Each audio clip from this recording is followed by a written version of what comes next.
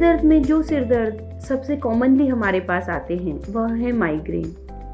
और आप विश्वास नहीं करेंगे, छोटे छोटे बच्चे आजकल माइग्रेन लेकर आने लगे हैं। कोरोना के समय बच्चों की ऑनलाइन क्लासेस शुरू हो गई, उसके बाद बच्चों के हाथ में लैपटॉप और मोबाइल्स आ गए और उनके सिर दर्द शुरू हो गए। ऐसे ही लोगों ने ऑनलाइन जॉब्स स्टार्ट की, लंबे समय कंप्यूटर के सामने बैठे रहना, स्क्रीन को देखना, दिनचर्या इरेगुलर हो गई, वॉक कम हो गई, स्ट्रेसेस बढ़ गए और साथ ही बढ़ गए माइग्रेन के केसेस।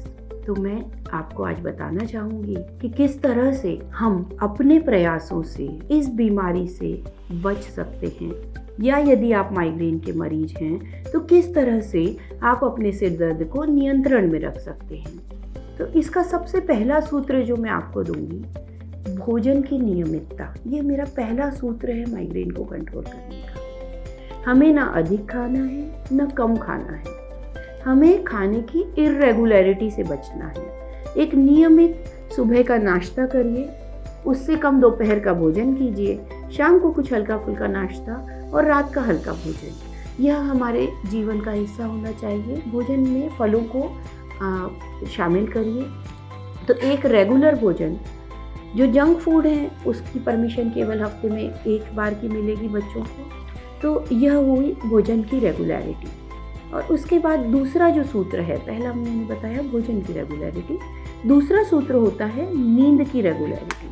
कई लोग बोलते हैं हम तो बहुत सोते हैं फिर भी सिर में दर्द होता है, क्योंकि नींद की कमी से भी सिर दर्द होता है। ऐसे ही इर्रेगुलरिटी, आज मेरे पास ऑफिस में काम कम था तो मैं 10 बजे सो गया और कल काम ज़्यादा आएगा तो मैं 2 बजे सो जाऊंगा। नहीं, हमारा बेड टाइम तय होना चाहिए कि हमें 11 बजे बिस्तर पर पहुंचना है तो पहुंचना ही है। हमें सुबह 6 बजे बिस्तर छोड़ देना है तो छोड़ ही देना है। और इसके अलावा स्लीप हाइजीन का भी ध्यान रखना है। स्लीप हाइजीन से मतलब होता है कि यदि मुझे नींद ना आई तो मैं सारे दिन अपने दोस्तों से एक ही चर्चा करती हूँ, मुझे नींद नहीं आती मैं क्या करूँ, मुझे नींद नहीं आती मैं क्या करूँ। ये नहीं करना है। जब आपने बिस्तर छोड़ दिया तो नींद का विचार भी तभी छोड़ दीजिए। और इसके अलावा बिस्तर पे जाने के पहले यदि आपका वर्क बहुत ज़्यादा अफेक्ट नहीं होता है तो कुछ घंटे पहले मोबाइल को छोड़ दीजिए। और सुबह उठते से ही मोबाइल नहीं उठाना है।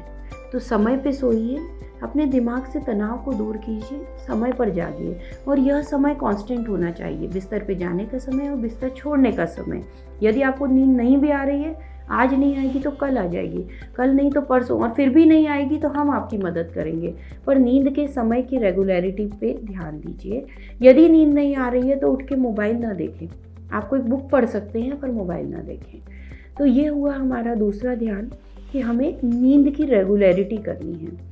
अब हमारे तीसरे सूत्र पे जाते हैं, तनाव नहीं लेना। आपके लिए यह हास्यास्पद हो सकता है कि आज के समय में क्या बिना तनाव के रहा जा सकता है।